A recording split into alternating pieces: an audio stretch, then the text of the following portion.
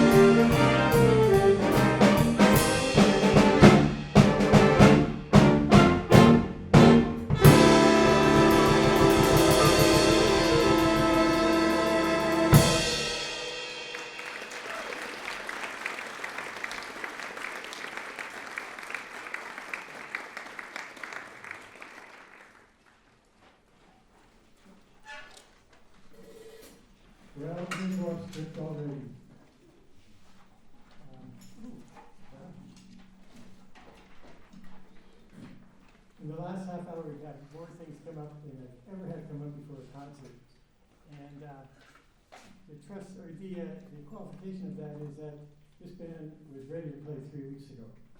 So what you're hearing tonight is we've been on the road now for 3 weeks. So this is our fourth engagement or something. So welcome this afternoon to our end of term jazz ensemble concert. Each term I try to present a theme, much like that which a well-known singer might use for his or her CD. Examples might be love songs, seasonal events, like Christmas, or perhaps reflection of historical events. This concert will introduce you to the men that have composed and arranged music for the ensemble like ours. We open the set with a selection by Lenny Niehaus entitled Catch as Catch Can. A chart that was, by the way, given to us by a past student who is now on the staff here in Kawa. He gave us this tune because he says, here, try it, see if you like it. And we played it and had so much fun with it, he said, I think we should keep it. Lenny's years, going back to Lenny Niehaus, the tune was entitled Catch as Catch Can, a dynamic swing number highlighting Lenny's years as an alto player in California. Highly trained in the classical form, he cut his teeth with the Stan Kenton Band before moving into Hollywood studios, sharing his talents in movies, TV shows. His legacy would foster many over the next 50 years. With that in mind, I'd like to introduce you to our next composer who benefited from the music of Lenny Niehaus. His name, Nick Lane, a trombonist that would contribute to the fusion of jazz music and rock influences. Nick played for many years with rock. Nick tendered his writing skills in the following bands: Rod Stewart, Tom Petty, Neil Diamond, Chicago, Tower of Power, to name but a few. He also worked with a band, a famous Canadian trumpet player, Maynard Ferguson. Maynard, like all big band leaders, encouraged his sidemen to write compositions for his band. Nick contributed Maynard's book with our next number, entitled The Spirit of St. Frederick. At the side note, St. Frederick was the patron saint, believe it or not, of the deaf. Has nothing to do with the title, but nevertheless, the deaf. The end of the story would carry on as such. I decided to contact Nick on Friday night, the composer, and he wrote me back right away saying that he had actually written Spirit of St. Frederick for the bus driver of the band, whose name was Fred. But Maynard wouldn't let them put that on the album because it would sound funny. Spirit of Fred rather than Spirit of St. Frederick. And apparently Fred was one of those guys that was always making sure that the instruments were carefully packed on the bus and nothing got disturbed. And if somebody was hungry, he'd go up to a bar or a restaurant somewhere and get a sandwich for him, that kind of guy. So in the spirit of Nick's true intentions for the tune, we would now like to play Spirit of St. Frederick.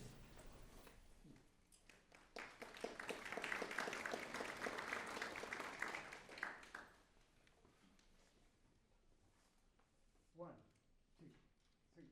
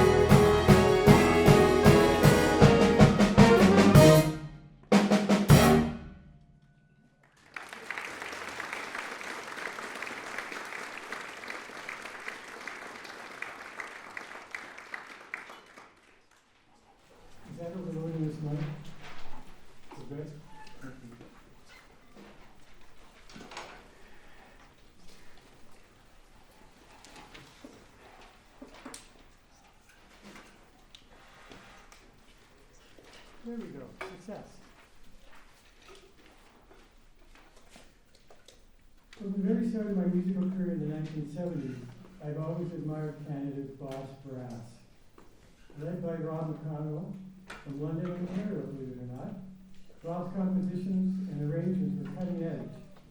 Our next composer has proven to emulate with profound respect the benchmark that Rob has set before him. He has taken this traditional Christmas carol and given it a new posture with his arrangement of it, as well as rephrasing the title of this selection. We would now like to play Gordon Goodwin's 2012 arrangement of Hark, the Angels Sing. That didn't get quite the joke I thought it was going to.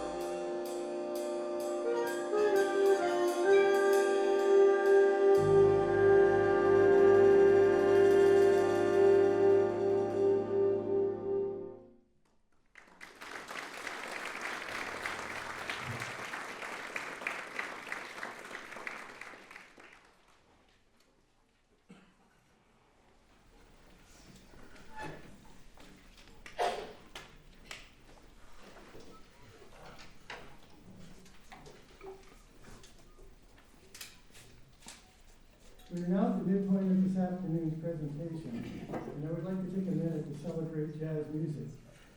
Considering we are reaching the centennial of this art form within the next decade, the early string bands were called big bands because they were primarily playing dance band music. But by the time the late 50s appeared, these bands were working more and more in a concert format, and the new stage band name appeared. By the time the new millennium was upon us, with bands encompassing better players, better music, and performance venues, the name Jazz Ensemble was adopted. So you can see that as the music has grown, so has the way we promote it. We'd like to now step back in time to the 1950s, to a simpler time, and one especially for the Count Basie Orchestra of Kansas City. Basie liked to work in particular with composer Neil Hefti. Neil Hefti seemed to understand and have a good grasp of the basic feel, contributing to its greatest album, The Atomic Mr. Basie. We will now present his composition, Little Darling.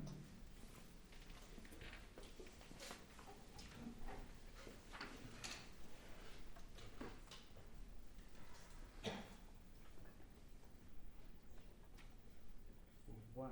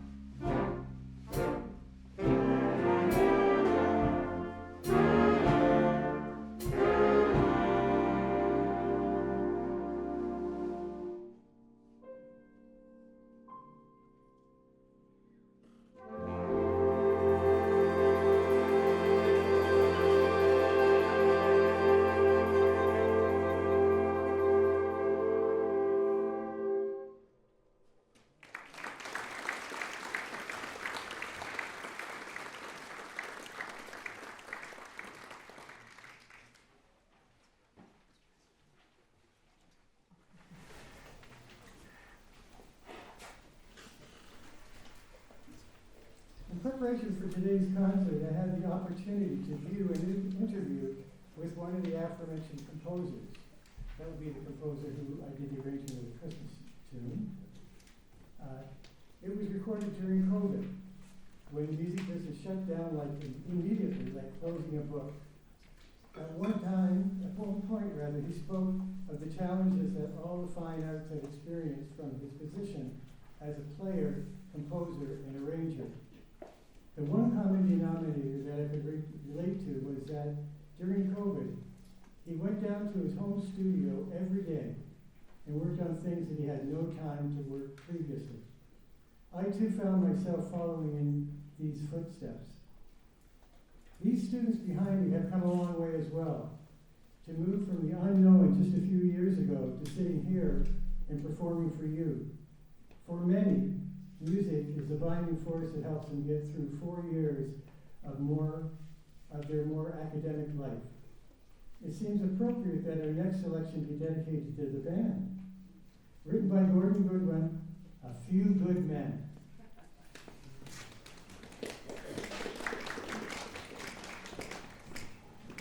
Fast?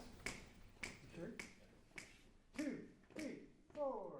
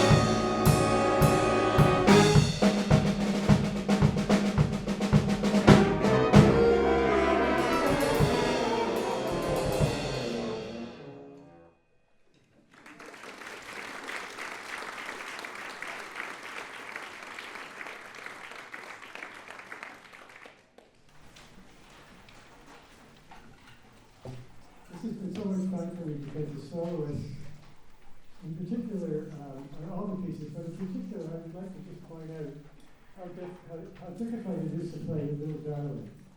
You need to do it and give the right instruction of what it's all about. And I'd like you to maybe put your hands together for our pianist.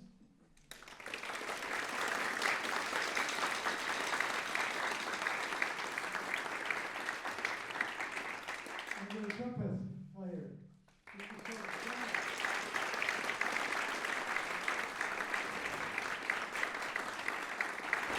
I normally don't do this, and if anybody who's been in a band before knows that I feel that everybody is important in the band, so I don't like to highlight who's playing what features and what numbers. But in particular, that is a really tough tune to play, so well done, gentlemen. Thank you. Our final composition, no, here we go. A couple of thank yous. First of all, there is a reception, right? There is a reception? I'm sorry? Just something to drink, okay. Well, we will be meeting at the, down the hall in the atrium if you'd like to come down and meet us for a quick howdy. Apparently we're cautious on the snowstorm.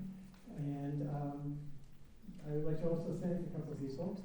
The person I was just speaking with is my right hand, Angelica Allen, music ensemble and concert coordinator, and she handles all the nasty stuff that I don't have to do, as well as many other people in the department. Yes, thank you. The other person I'd like to recognize, every time one of the academic staff come and view the concert in way of support, and I would like to thank Professor Mark Voronin, who's hiding away in the back right corner, stage right corner. This is a new place to work as well as go to school. If any of you are interested in playing in the band, that's great. Come up and talk to any member. They'll give you the straight dibs, or myself. If you're interested in playing in the Gamelan Ensemble, that's a great ensemble that we have available, as well as the ICE ensembles, which are contemporary music, 20th century contemporary music, pretty much, but with Ben Martin at the helm. And they're small ensembles, so if you're a piano player and would like to play, never had a chance to work with maybe another piano, dual pianos, or perhaps a violin, viola, piano, that sort of thing. Here's your chance. So we thank you for coming up this afternoon. We'd like to wrap up our final number with a composition by Chris Sharp. Chris was born, raised, and schooled in Florida. He's not only a composer and arranger, but an academic as well as a clinician at music festivals across America. Given his adjudication skills, he writes for orchestral settings, concert band, and jazz formats. He will now close this afternoon's time with you playing Chris Sharp's Salsa Caliente. Normally we've got a little bit of a dance floor, but we don't have one today, so if you really are in a mood, we probably could accommodate two couples on either side.